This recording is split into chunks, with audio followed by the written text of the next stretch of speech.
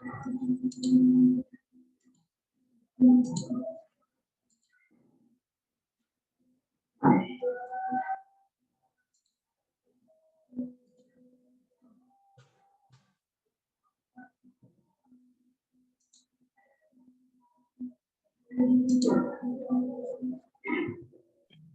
আলাইকুম।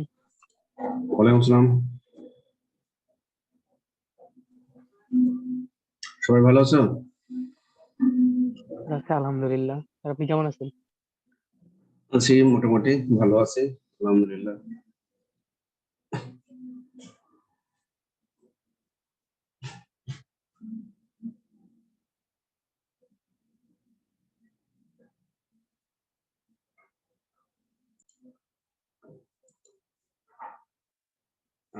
আজকে আমরা জীববিজ্ঞান প্রথম পত্রের 4 নম্বর অধ্যায় পড়ব আমরা। চতুর্থ অধ্যায়ের নাম হলো অণুজীব। তো অণুজীবের আজকের লেকচারের বিষয়গুলো হলো ভাইরাস, ভাইরাসের বৈশিষ্ট্য, প্রকারভেদ, গঠন, 3টি ভাইরাসের গঠন, টোবাকোমোজাইক ভাইরাস, টি2 ব্যাকটেরিওফাজ এবং নোবেল করোনা ভাইরাস। তো আমরা এই যে অণুজীব চ্যাপ্টারের আমরা যে 3টা জীব পড়বো, সেই 3টা জীব হলো, একটা হলো ভাইরাস, একটা হলো ব্যাকটেরিয়া, আর আরেকটা হলো ম্যালেরিয়া পরজীবী। তো ভাইরাসকে আমরা কি বলবো? ভাইরাস হলো একটা রাসায়নিক বস্তু। এটা জীবও না, এটা জড়ও না। একে বলা হয় জীব ও জড়ের মধ্যবর্তী একটা যোগসূত্র স্থাপনকারী জীব। তাহলে ভাইরাসকে যদি আমরা বলি রাসায়নিক বস্তু, এটা আসলে অ্যাপ্রোপ্রিয়েট। তাহলে আমরা বলো। হ্যালো, আজকে যে স্যার লেকচার শিটটা দিছিল স্যার, হ্যাঁ স্যার হ্যাঁ, আজকে লেকচার শিটটা স্যার পাওয়ার পয়েন্টে দিছেন না স্যার? ওইটা স্যার বাংলা লেখা স্যার আসে না, কি একটা অন্যরকম কিছু একটা হয়ে আছে। ও ওটা কি জি স্যার, অন্য দেশের লেখা আসছিল। ও স্যার ফন্টটা চেঞ্জ হয়ে যায় আর কি, কনভার্ট করতে হবে স্যার। ও আচ্ছা, বুঝতে পেরেছি। ওই পিডিএফ আকারে পাঠাতে হয়তো পাঠানো হয় নাই, পিডিএফ আকারে তাহলে পাঠিয়ে দেবো। জি স্যার, জি স্যার, পিডিএফ দিয়ে দিন। হ্যাঁ হ্যাঁ, তো ঠিক আছে, থ্যাংক ইউ জানানোর জন্য। পিডিএফ করা ছিল কিন্তু হয়তো ভুল করে ওটা ক্লিক করে দিয়েছি। আচ্ছা ঠিক আছে, থ্যাংক ইউ, পাঠিয়ে দেবো তাহলে। তো ভাইরাস হলো, এটাকে যদি আমরা রাসায়নিক বস্তু বলি তাহলে অ্যাপ্রোপ্রিয়েট হবে, কারণ এটা হলো জীব ও জড়ের যোগসূত্র স্থাপনকারী একটা জীব। আমরা আরেকটা অণুজীব পড়বো, যেটা হলো ব্যাকটেরিয়া। ব্যাকটেরিয়া হলো আদিকোষী। স্যার আজকের স্লাইডটা এরকম কেন? না, এটা এই 3টা জিনিসটা নাই, এগুলো নাই এখানে। তো এটা দেখতে পাচ্ছ না সবাই? এই স্লাইডটা দেখতে পাচ্ছ না? শেষের যে স্লাইড, জি স্যার। দেখা যায়। হ্যাঁ হ্যাঁ, এটা তোমাদের যেটা আমি পাঠিয়েছি ওখানে এটা নাই, এটা জাস্ট আমি এখনই ইনপুট করলাম। তো এটা জাস্ট একটু তথ্য দেওয়ার জন্য আমি বললাম যে এই চ্যাপ্টার সম্পর্কে একটু তথ্য দেওয়ার জন্য আমি এটা তৈরি করলাম। তো ব্যাকটেরিয়া, আমরা আরেকটা অণুজীব পড়বো ব্যাকটেরিয়া, সেটা হলো আদিকোষী ও এককোষী জীব। আর আরেকটা আছে ম্যালেরিয়া পরজীবী, এটা হলো প্রকৃতকোষী ও এককোষী জীব। তাহলে আমরা অণুজীব চ্যাপ্টারে এই 3 ধরনের অণুজীব নিয়ে আমরা চ্যাপ্টার শেষ করব। তো চ্যাপ্টারের প্রথমে আমরা পড়বো ভাইরাস। আমরা ভাইরাস সম্পর্কে জানবো। তো অণুজীব জিনিসটা কি আসলে? স্যার হ্যাঁ বলো। স্যার একটা জীবের যদি এককোষী জীব হয়, হ্যাঁ ওই এককোষী জীব কি প্রকৃত কোষ হতে পারে? মানে একটা কোষ আছে, সেটাই প্রকৃত কোষ, হ্যাঁ নিউক্লিয়াস হ্যাঁ হ্যাঁ হ্যাঁ, সবকিছু আছে। হ্যাঁ হতে পারে, যেমন অ্যামিবা প্রোটিয়াস, এটা এককোষী জীব। বা ম্যালেরিয়া পরজীবী, এটা হলো প্লাজমোডিয়াম, এটা হচ্ছে এককোষী একটা জীব। হ্যাঁ, আবার কিছু শৈবাল আছে, ক্লাইমাইডোমোনাস বলে একটা শৈবাল আছে, তারাও এককোষী জীব। স্যার এককোষী জীব তো নিজেই একটা আলাদা শ্রেণীর প্রাণী না? হ্যাঁ, সে নিজে এককোষী প্লাস সেটা তো প্রকৃতকোষী। আলাদা আছে, প্রোটিস্টা এই হ্যাঁ আলাদা আছে, হ্যাঁ হ্যাঁ, গ্রুপ তো আলাদা। এককোষী এবং সে প্রকৃতকোষী, এরকম আছে। যেমন প্রাণীদের মধ্যে প্রোটোজোয়া বলে একটা সাব কিংডম আছে। আগে তোমরা 9 বা 7 8 ওটা তোমরা জেনে আসলো, ওটা পর্ব ছিল। কিন্তু এখন তুমি ইন্টারমিডিয়েটে প্রোটোজোয়া তুমি আর পর্ব পাবা না, প্রোটোজোয়া হয়ে গেছে এখন একটা উপপর্ব বা সাব কিংডম, সরি উপপর্ব বলছি, উপজগৎ, সাব কিংডম। প্রোটোজোয়ার আন্ডারেই এখন অনেকগুলো পর্ব আছে। তো প্রোটোজোয়া এই উপজগতের আন্ডারে যতগুলো প্রাণী আছে সবাই কিন্তু এককোষী। তো আমরা অণুজীব পড়তেছি, তাহলে যেসব জীব খুবই ক্ষুদ্রাকায় এবং অণুবীক্ষণ যন্ত্র ছাড়া ভালো দেখা যায় না, তাদেরকে অণুজীব বলে। অণুজীব তত্ত্ব, জীববিজ্ঞানে যে শাখায় অণুজীব সম্পর্কে আলোচনা করা হয় সেই শাখাকে অণুজীব তত্ত্ব বা মাইক্রোবায়োলজি বলে। ভাইরাস, ভাইরাস হলো নিউক্লিক অ্যাসিড, কেন্দ্রে থাকবে নিউক্লিক অ্যাসিড, সেটা ডিএনএ হতে পারে অথবা আরএনএ হতে পারে, এবং এর চারপাশে প্রোটিন আবরণ দিয়ে গঠিত। তাহলে ভাইরাসের গঠন হলো নিউক্লিক অ্যাসিড এবং প্রোটিন, কেন্দ্রে থাকবে নিউক্লিক অ্যাসিড এবং বাইরে থাকবে প্রোটিন গঠিত অকোষীয় অতি আণুবীক্ষণিক বাধ্যতামূলক পরজীবী বস্তু, যা জীবদেহের অভ্যন্তরে সক্রিয় হয়ে রোগ সৃষ্টি করে কিন্তু জীবদেহের বাইরে নিষ্ক্রিয় অবস্থায় বিরাজ করে। তাহলে যখন এরা জীবদেহে থাকবে তখন এরা জীবের মতো বৈশিষ্ট্য করবে, প্রকাশ করবে, কিন্তু জীবদেহের বাইরে বা পোষকের বাইরে এরা একটা রাসায়নিক বস্তু ছাড়া আর কিছুই না, বা জড় বস্তু। আবিষ্কার, বিজ্ঞানী এডওয়ার্ড স্যার জিনা। বাধ্যতামূলক পরজীবী কি? বাধ্যতামূলক পরজীবী মানে হলো যে সাধারণত যে ভাইরাস গুলো কোনো পোষকের দেহে যখন রোগ সৃষ্টি করে সেটা সাধারণত নির্দিষ্ট হয়। যেমন মনে করো যে আমরা ইনফ্লুয়েঞ্জা ভাইরাস, এটা মানুষের জন্য, এই যে ভাইরাসটা আছে মানুষের জন্য এরা বাধ্যতামূলক পরজীবী। ইনফ্লুয়েঞ্জা ভাইরাস এরা অন্য কোনো দেখা গেলো যে মুরগি বা অন্য কোনো প্রাণীতে এরা ইনফ্লুয়েঞ্জা থাকবে না, হ্যাঁ, সেটা থাকবে এভিয়ান ইনফ্লুয়েঞ্জা। কিন্তু ইনফ্লুয়েঞ্জা ভাইরাস এটা মানুষের জন্যই বাধ্যতামূলক পরজীবী। আবার এভিয়ান ইনফ্লুয়েঞ্জা সে পাখির জন্যই বাধ্যতামূলক পরজীবী। ব্যাপারটি ক্লিয়ার হয়েছে? জি স্যার, বুঝতে পারছি স্যার, ধন্যবাদ। আবিষ্কার তাহলে এডওয়ার্ড জেনার 1796 সালে প্রথম ভাইরাস ঘটিত বসন্ত রোগের কথা উল্লেখ করেন। অ্যাডলফ মেয়ার 1886 সালে তামাক গাছের পাতার ছোপ ছোপ দাগ বিশিষ্ট রোগকে মোজাইক রোগ হিসেবে উল্লেখ করেন। পরে 1892 সালে রাশিয়ার বিজ্ঞানী ডিমিট্রি আইভানোভস্কি এ রোগ জীবাণুকে ভাইরাস হিসেবে আখ্যায়িত করেন। ভাইরাস নামকরণ করেন আইভানোভস্কি, এই জন্য তাকেই ভাইরাসের আবিষ্কারক হিসেবে বিবেচনা করা হয়। হ্যাঁ, মূলত আবিষ্কারক। হ্যাঁ, আইভানোভস্কি হলো আবিষ্কারক।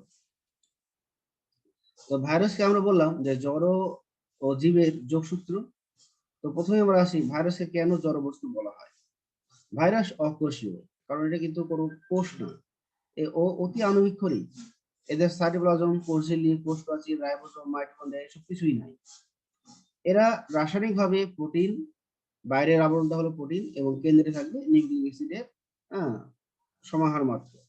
এদের নিজস্ব কোনো বিপাকীয় এনজাইম নেই এবং খাদ্য গ্রহণ করে না, ফলে পুষ্টিক্রিয়াও নেই। এদের দৈহিক বৃদ্ধি নেই, পরিবেশের উদ্দীপনায় সাড়াও দেয় না। এরা জীবকোষের সাহায্য ছাড়া স্বাধীনভাবে প্রজননক্ষম নয়। জীবকোষের বাইরে এরা একটা জড়বস্তু বা রাসায়নিক কণার মতো। ব্যাকটেরিয়া রোধক ফিল্টারে ভাইরাস ফিল্টারযোগ্য নয়। ব্যাকটেরিয়া রোধক মানে কি? ব্যাকটেরিয়া রোধক ফিল্টার মানে এই ফিল্টারে শুধু ব্যাকটেরিয়া পাস হবে। ব্যাকটেরিয়া বড় না ভাইরাস বড়, কেউ বলতে পারবা? ব্যাকটেরিয়া বড়। তাহলে ব্যাকটেরিয়া রোধক ফিল্টারে ভাইরাস কিভাবে ফিল্টার হবে?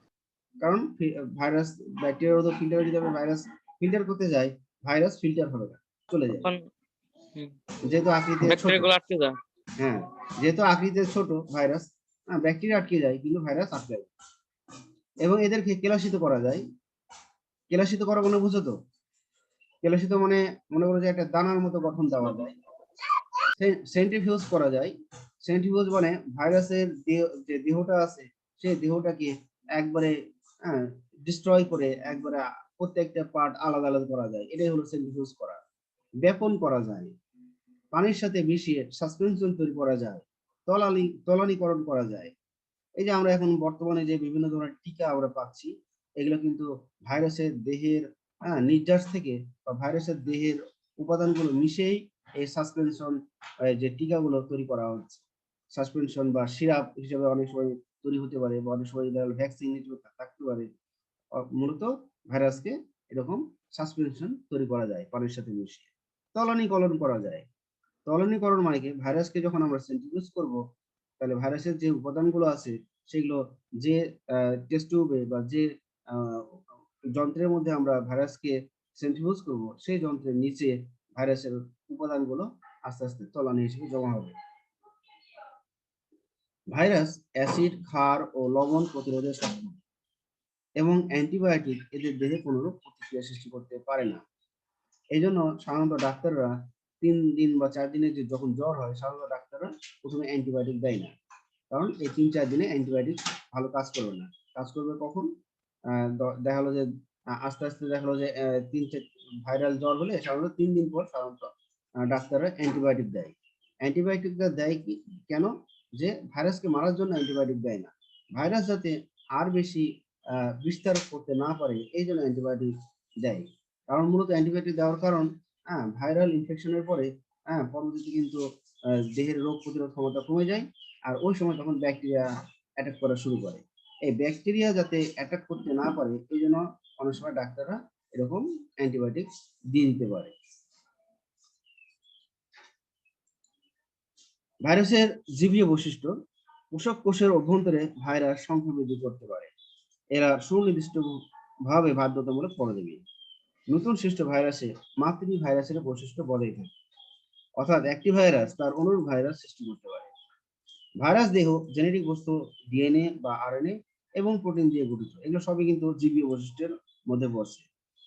এরা পরিব্যক্তি বা মিউটেশন ঘটাতে, প্রকরণ বা ভ্যারিয়েশন তৈরি করতে সক্ষম। এদের অভিযোজন ক্ষমতা রয়েছে। এদের জিনগত পুনর্বিন্যাস ঘটতে দেখা যায়। নোভেল করোনা ভাইরাসের জিনোমে ডিভিশন ঘটতে দেখা যাচ্ছে, যা এর সংক্রমণ ক্ষমতা হ্রাস করে। তাহলে আমরা এখানে দেখতে পাচ্ছি যে এরকম আমরা যে বৈশিষ্ট্যগুলো পেলাম এগুলো সব হলো জীবীয় বৈশিষ্ট্য। তো প্রাণ রসায়নবিদ ভাইরাসের এই জড় বৈশিষ্ট্যগুলোকে প্রাধান্য দেয়, আর অণুজীব বিজ্ঞানীগণ জীব বৈশিষ্ট্য সমূহকে প্রাধান্য দেয়। এই জন্য ভাইরাসকে জীব ও জড়ের সেতুবন্ধন বলে বিবেচিত করা হয়। তাহলে আমরা এই জড় এবং জীবীয় বৈশিষ্ট্যগুলো সবাই বুঝতে পারলাম। জি স্যার। জি স্যার। জি এবার আমরা আসবো প্রকারভেদ। তো ভাইরাসের প্রকারভেদ বিভিন্ন ভিত্তির উপর করে করা হয়েছে। প্রথম এটা আসলে তোমার হলো গঠন বৈশিষ্ট্যের ভিত্তিতে। তো এখানে 1 নম্বর আসলে আকৃতি অনুযায়ী।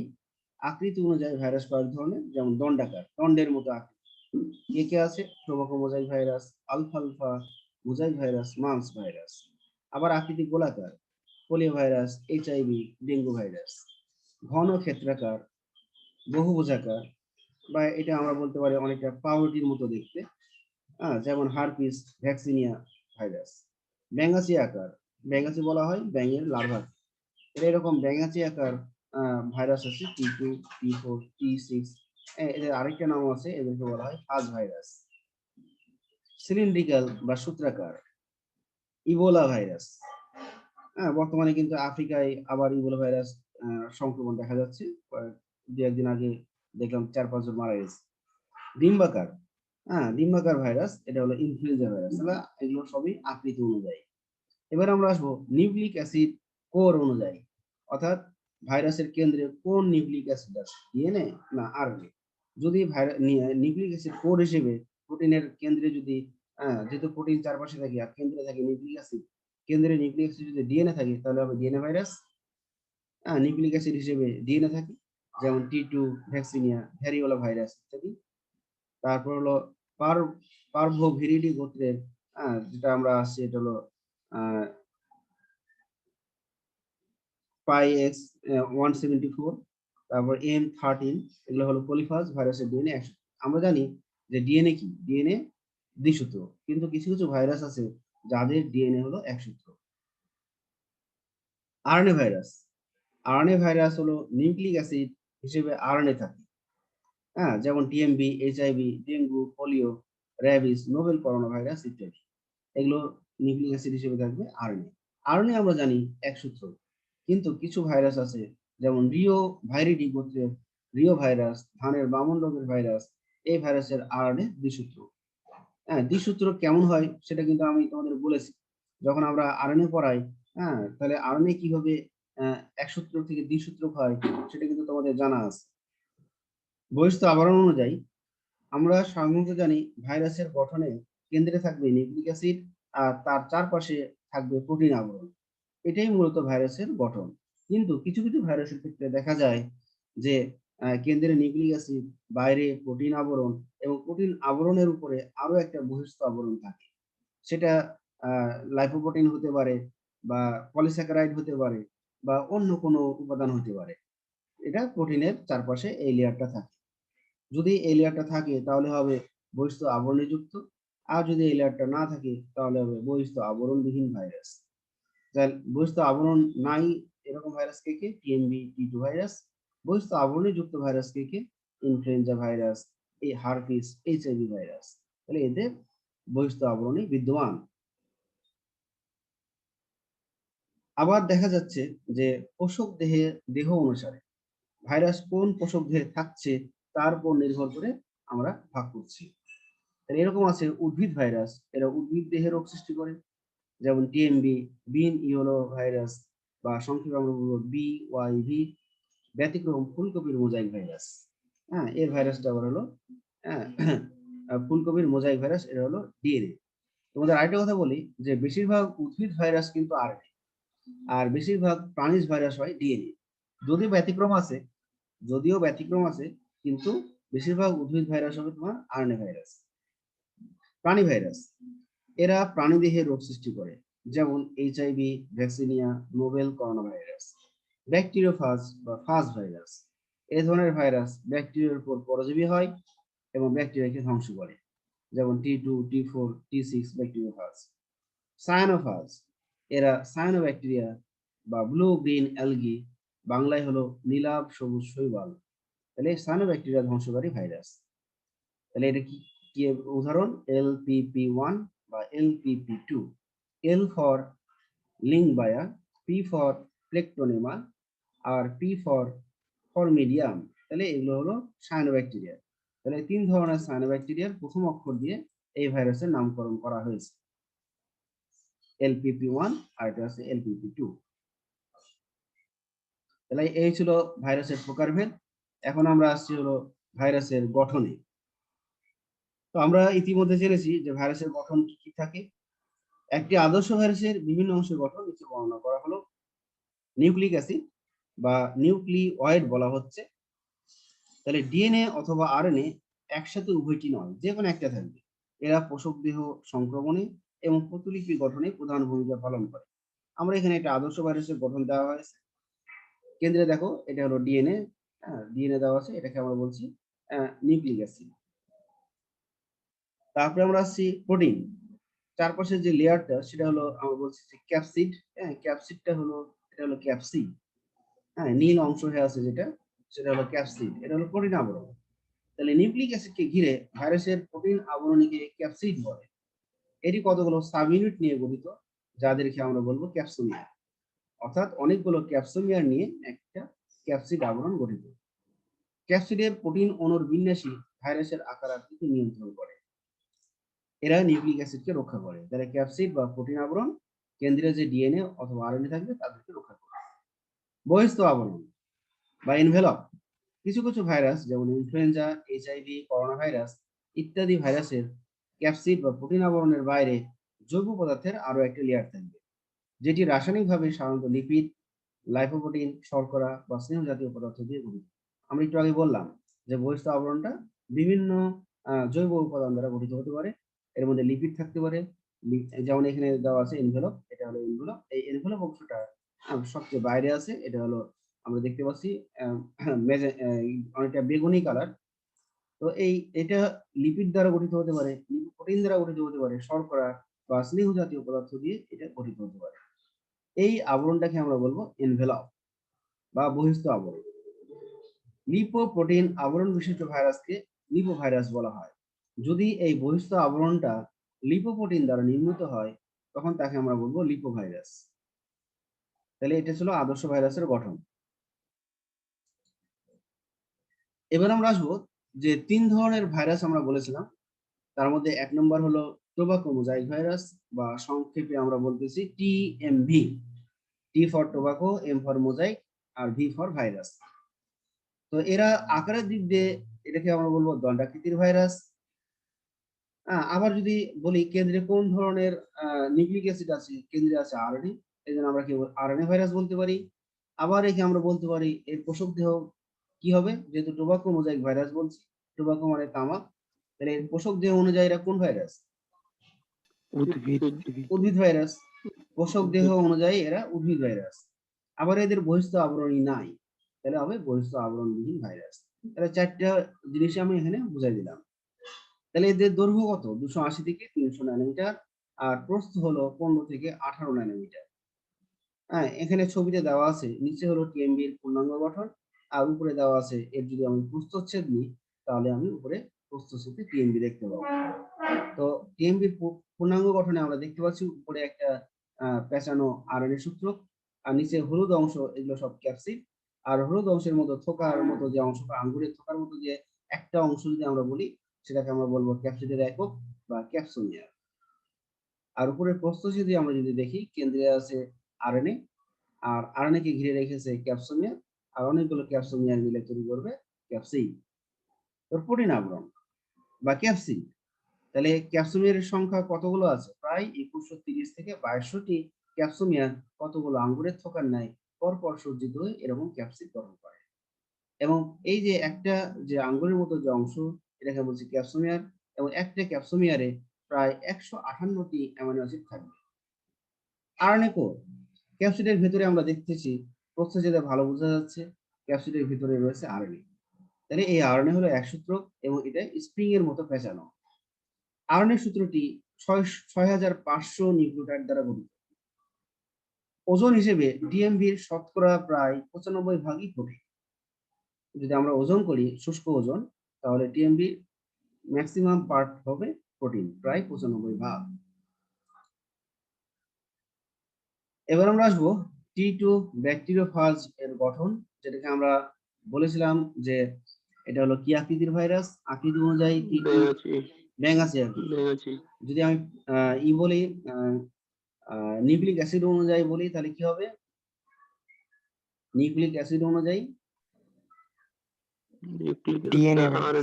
DNA virus. Good, DNA virus. আর আরেকটা যদি বলি পোষক দেহ অনুযায়ী, পোষক দেহ অনুযায়ী কি হবে? ব্যাকটেরিওফাজ। ব্যাকটেরিয়া হলো তার পোষক। আরেকটা যদি বলি বহিস্থ আবরণী অনুযায়ী, তাহলে T2 ব্যাকটেরিওফাজের কি আবরণ ছিল? T2 ব্যাকটেরিওফাজের কি আবরণ ছিল? আবরণ ছিল না। তাহলে আমরা এক্ষেত্রে বলবো বহিস্থ আবরণবিহীন ভাইরাস। তাহলে ফাজ, এটি একটি গ্রিক শব্দ যার অর্থ হলো টু ইট বা ভক্ষণ করা, খেয়ে ফেলা।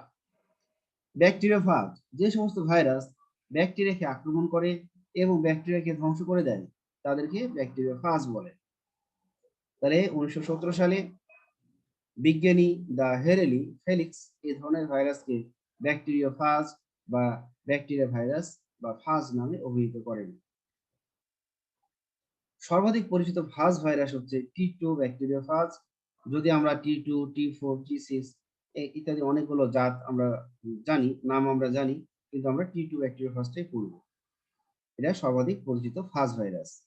বিজ্ঞানী টট ব্যাকটেরিওফাজ ভাইরাস তথা T2 আবিষ্কার করেন। তো এই ভাইরাসের দৈহিক গঠন ক্ষুদ্রাতি ক্ষুদ্র ব্যাঙাচি বা শুক্রাণুর মতো। এদের দেহকে দুটি প্রধান অংশে ভাগ করা চলে, এটা হলো মাথা আর একটা লেজ। মাথার দৈর্ঘ্য প্রায় 93 থেকে 100 ন্যানোমিটার এবং মাথার প্রস্থ 65 ন্যানোমিটার।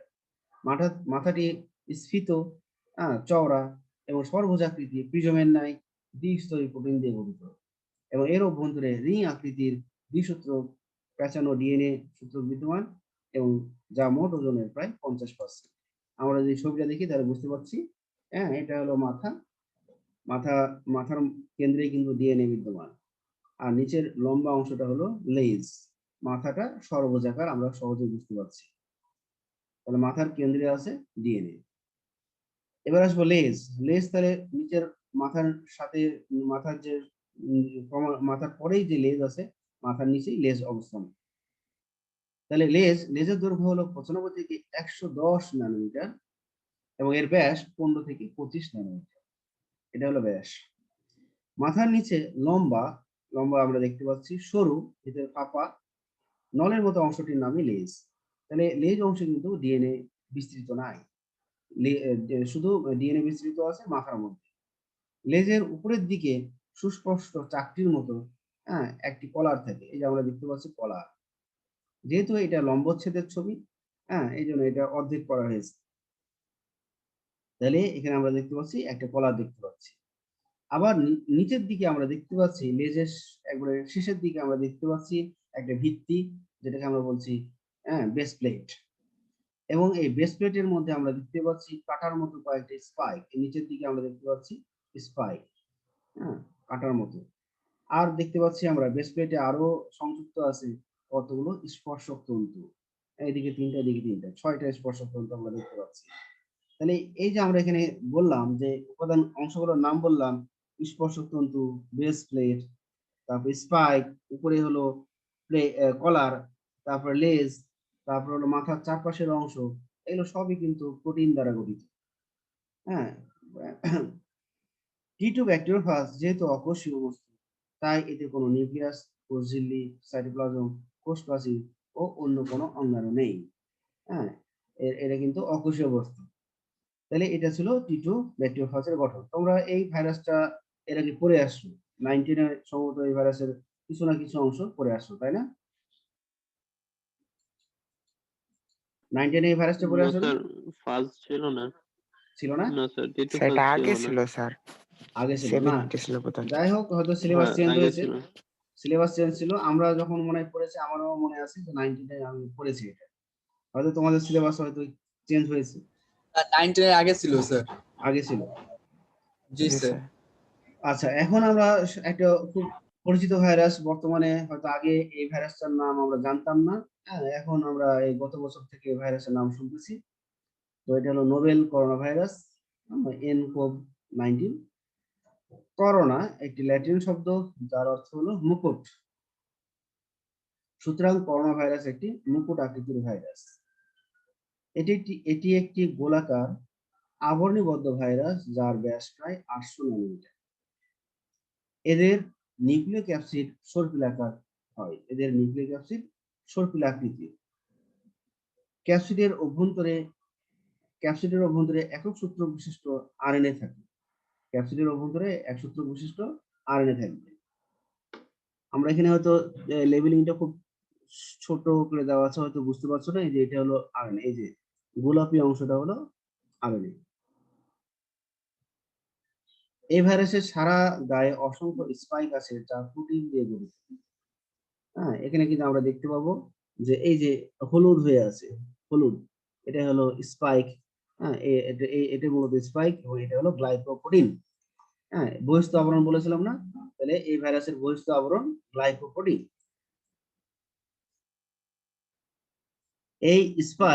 এই স্পাইক প্রোটিন মানব দেহের কোষ প্রোটিনের সাথে জোড়া বেঁধে দেহ কোষে প্রবেশ করে এবং কোষের ডিএনএ কে নিয়ন্ত্রণে নিয়ে দ্রুত সংখ্যা বৃদ্ধি করে। তাহলে এই স্পাইক প্রোটিন মানব দেহের কোষ প্রোটিনের সাথে জোড়া বেঁধে দেহ কোষে প্রবেশ করে এবং কোষের ডিএনএ কে নিয়ন্ত্রণে নিয়ে কোষের যে কোষে ঢুকবে সে কোষের যে ডিএনএ আছে সে ডিএনএ কে নিয়ন্ত্রণে নিয়ে আসবে এবং নিয়ন্ত্রণে নিয়ে এসে ভাইরাস তার দ্রুত সংখ্যা বৃদ্ধি করবে। আর এর দ্বারা যে সৃষ্ট রোগের নাম সেটা আমরা বলছি কোভিড-19। কোভিড-19 এর এটা কি থেকে এসেছে? করোনা থেকে। মানে সি ফর করোনা, হ্যাঁ, সিও ফর করোনা থেকে এসেছে। ভাইরাস ভিআই, ভাইরাস থেকে ভিআইটা নেওয়া হয়েছে। আর লাস্টে ডি হলো ডিজিজ থেকে ডি নেওয়া হয়েছে। তাহলে কোভিড-19 এভাবে তার নামকরণ হয়েছে কোভিড-19। আর সংক্রমণের বছর 2019 সাল। 19 সালের কোন মাসে? ডিসেম্বরে বোধ মাসে। হয়। ডিসেম্বরের 31 তারিখ। হ্যাঁ, এবং এর উৎপত্তি স্থল কোথায়? চীনে, চীনের উহানে স্যার। চীনের উহানে। ঠিক আছে? জি স্যার। হ্যাঁ, বলো কি স্যার যেন প্রথম বলছো? করোনা ভাইরাস স্যার কোনটি? স্যার সর্বপ্রথম করোনা ভাইরাস স্যার কোনটি? ও, করোনা ভাইরাস আসলে এটা তো আসলে করোনা ভাইরাসের এরকম এসেছে। এর আগেও তোমরা যে সার্স ভাইরাস নাম শুনেছো হয়তো, SARS, MERS. Sir swine flu. হ্যাঁ হ্যাঁ, তো এই যে সার্স, মার্স যেগুলো ভাইরাস আছে ওরাও কিন্তু করোনা ভাইরাসের একটা জাত। হ্যাঁ, তো এই নোভেল করোনা ভাইরাস এটাও হলো করোনা ভাইরাসের একটা জাত। তবে এই করোনা ভাইরাসের একটা গুরুত্বপূর্ণ বৈশিষ্ট্য হলো যে এরা কি করে, এরা খুব দ্রুত কি করে, তারা হলো মিউটেশন ঘটাতে পারে। হ্যাঁ, হ্যাঁ, খুব দ্রুত। আমরা যখন এই গত বছরে ১ম দিকে যখন আমরা এই ভাইরাসের কথা শুনলাম, তখন কেউ সাউন্ড করছে। কারো বাসায় হয়তো টিভি চলতেছে। টিভিটা বন্ধ করো বা মিউট হয়ে যাও। ঠিক আছে? হ্যালো? ভাই একটু দূরে সরে যাও। কে করতেছে বুঝতে পারছি না। তো যেটা বলছিলাম যে গত বছরের শুরুতে যখন আমরা এই ভাইরাসটার কথা শুনেছিলাম, তখন মনে হচ্ছিল যে এই ভাইরাসটা বাংলাদেশে আসলে, হ্যাঁ, হয়তো বাংলাদেশে যে টেম্পারেচার, এই টেম্পারেচারে এরা টিকতে পারবে না। হ্যাঁ, বিজ্ঞানীরা সবাই ধারণা করছিল, ডাক্তাররা ধারণা করছিল যে এখানকার টেম্পারেচার অনেক বেশি। আমরাও তাই মনে করেছিলাম। কিন্তু আস্তে আস্তে দেখা যাচ্ছে না, যে আমেরিকার মতো জায়গায়, চীন থেকে পরে গেল হলো আমেরিকা। আমেরিকাতে তো বাংলাদেশের চাইতে অনেক বেশি তাপমাত্রার অনেক জায়গা আছে। তো সেখানে তারা টিকে যাচ্ছে। হ্যাঁ, তখন ধারণা করলো যে এর মিউটেশন ক্ষমতা ব্যাপক। হ্যাঁ, অর্থাৎ যে পরিবেশে তারা টিকতে পারে না, সেই পরিবেশে থাকার জন্য এদের যে আরএনএ, সেই আরএনএ-তে ব্যাপক মিউটেশন ঘটছে। যার কারণে ওই পরিবেশে থাকার মতো সে উপযোগী পরিবেশ তৈরি করে ফেলছে। হ্যাঁ, পরবর্তীতে ধারণা করা হলো যে বাংলাদেশেও, পরবর্তীতে দেখা গেলো যে বাংলাদেশেও এরা সহজে টিকতে পারবে। তো ঠিক আছে? তো এই কারণে এদের মিউটেশন ক্ষমতা ব্যাপক। বাংলাদেশেও প্রায় কয়েক শত মিউটেশন করে ফেলেছে। আচ্ছা, এখন বলো যে আজকের লেকচারের কারো কোথাও যদি ল্যাঙ্গুয়েজ থাকে, কোনো যদি থাকে, বোঝার থাকে বলতে পারো। কোনো ওয়ার্ড যদি বোঝার অসুবিধা থাকে বলতে পারো।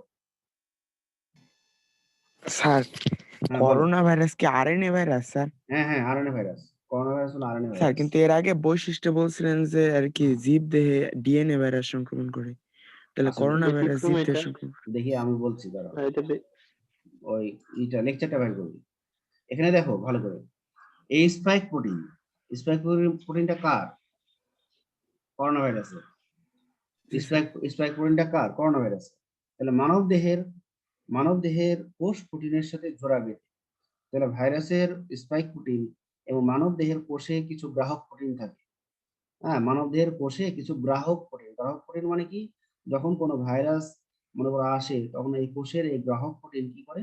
ওই ভাইরাসের প্রোটিনের সাথে একটা বাইন্ড হয়। তাহলে মানব দেহের কোষে আছে গ্রাহক প্রোটিন, আর করোনা ভাইরাসের আছে স্পাইক প্রোটিন। স্পাইক প্রোটিন এবং কোষের গ্রাহক প্রোটিন জোড়া বাঁধে, মানে বাইন্ড হয়। আর বাইন্ড হওয়ার ফলে মানব দেহের কোষে কে ঢুকবে? মানব দেহের কোষে করোনা ভাইরাস ঢুকতে পারবে। হ্যাঁ, দেহকোষে প্রবেশ করে এবং কোষের ডিএনএ কি? তাহলে এই কোষ মানে কার কোষ? স্যার মানব দেহের কোষ। মানব দেহের কোষ। আর মানব দেহের কোষে আরএনএ থাকে না ডিএনএ থাকে? স্যার ডিএনএ থেকে। ডিএনএ থাকে। তাহলে মানব যে কোষ আছে, সেই কোষের ডিএনএ কে নিয়ন্ত্রণে নিয়ে নেয়। কে নিয়ন্ত্রণে নিয়ে নেয়? Corona virus. নিয়ন্ত্রণে করোনা নিয়ে, ভাইরাস। নিয়ন্ত্রণে নিয়ে সে দ্রুত সংখ্যা বৃদ্ধি করে। তাহলে সে ঢুকেছিল করোনা ভাইরাস মানব দেহের কোষে, এবং সে ছিল আরএনএ ভাইরাস। তাহলে আরএনএ ভাইরাস এখন কি করলো? যে মানব কোষে যখন ঢুকলো, তখন মানব কোষে ঢুকে তার একটা এনজাইম থাকবে, তার নাম হলো আরএনএ পলিমারেজ এনজাইম। এই আরএনএ পলিমারেজ এনজাইমের সহায়তায় মানব কোষের ডিএনএ কে সে নিয়ন্ত্রণে নিয়ে নেয় এবং ডিএনএ কে সে কাজে লাগায়। বিভিন্ন ধরনের কাজে লাগায়। হ্যাঁ, যেমন মনে করো যে আরএনএ, তোমরা শুনেছো নিশ্চয় যে রিভার্স ট্রান্সক্রিপ্টেজ, আমরা মনে হয় সম্ভবত বলেছিলাম ট্রান্সক্রিপশনের সময়, যে রিভার্স ট্রান্সক্রিপশনের মাধ্যমে আরএনএ ভাইরাস গুলো কি করে? ডিএনএ তৈরি করে। হ্যাঁ, ডিএনএ আরএনএ, তৈরি করে তারপর তা থেকে হ্যাঁ, তারপরে এখন কি করবে? এই যে মানব কোষের ডিএনএ কে তো সে পেয়ে গেছে, এই ডিএনএ গুলোকে সে এখন ছাঁচ হিসেবে ব্যবহার করবে এবং ব্যবহার করে, হ্যাঁ, তার নিজস্ব ডিএনএ সংখ্যা বৃদ্ধি করবে এবং ডিএনএ সংখ্যা বৃদ্ধি করে সে আবার নরমাল ট্রান্সক্রিপশন করবে, করে আবার সে আরএনএ তৈরি করবে। এইভাবে দেখা যাচ্ছে যে আমাদের দেহে যদি ১০০টা আরএনএ করোনা ভাইরাস ঢুকে, দেখা যাবে কয়দিনের মধ্যেই, ৮-১০ দিনের মধ্যেই দেখা গেল যে ১,০০,০০০ হয়ে গেছে। ঠিক আছে? তো এইভাবে সে কিন্তু মাল্টিপ্লাই করবে এবং নিজেদের সংখ্যা বৃদ্ধি করে ফেলবে। আরএনএ ভাইরাস, করোনা ভাইরাস যেমন একটা আরএনএ ভাইরাস, এরকম আরো কয়েকটা আরএনএ ভাইরাস আমরা জানি, যেমন এইচআইভি ভাইরাস, ডেঙ্গু ভাইরাস, হ্যাঁ, এগুলো কিন্তু আরএনএ ভাইরাস। আচ্ছা, আর আর আর কোথাও কারো সমস্যা আছে?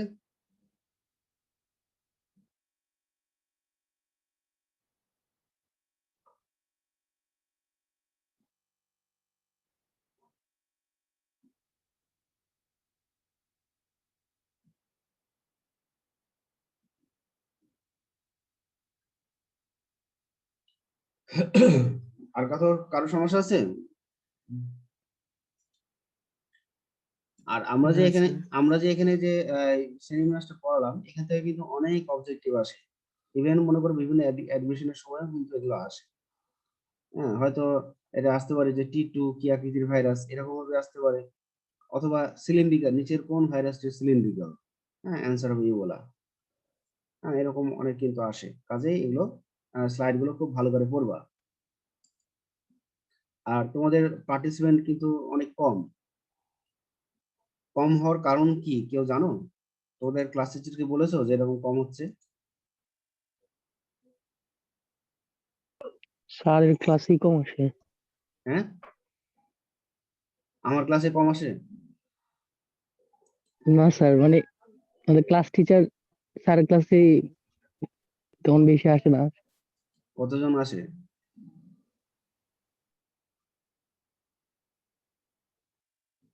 এখানে তো মেসেজে দেখছি অনেক, কিন্তু পার্টিসিপেন্টে দেখছি আবার কম। মানে মনে হয় জয়েন করে কাইটা গেছে। জয়েন করে মোটামুটি তার দায়িত্ব শেষ করে দেয়, যে ওই চ্যাট বক্সে তার নাম রোল লিখে দেয়, দিয়ে চলে যায়, বাস হয়ে গেল, ক্লাস করা হয়ে গেল। হ্যাঁ, এটা আসলে নিজেকে ফাঁকি দেওয়া। যদিও আমরা অনেক চেষ্টা করছি যে তোমাদের বোঝানোর জন্য, যেভাবে যে অ্যাঙ্গেলে বোঝানো যায় সেভাবে আমরা চেষ্টা করছি। হয়তো ক্লাসরুমে যখন আমরা ফিরে যাব তখন হয়তো আরো ভালো বোঝাতে পারবো। হ্যাঁ, তখন তোমাদের ভালো লাগবে। কিন্তু এখন যেহেতু সিচুয়েশন এরকম, আমাদের এইভাবেই চলতে হবে। আর যখন সিচুয়েশন ভালো হবে তখন তো আমরা ক্লাসেই। তবে কারো হয়তো নেটওয়ার্ক সমস্যা থাকতে পারে, বা হয়তো অ্যাবিলিটি নাই অ্যান্ড্রয়েড ফোনের, এরকম হয়তো দুই একজনের হতে পারে, এতজনের তো হওয়ার কথা না।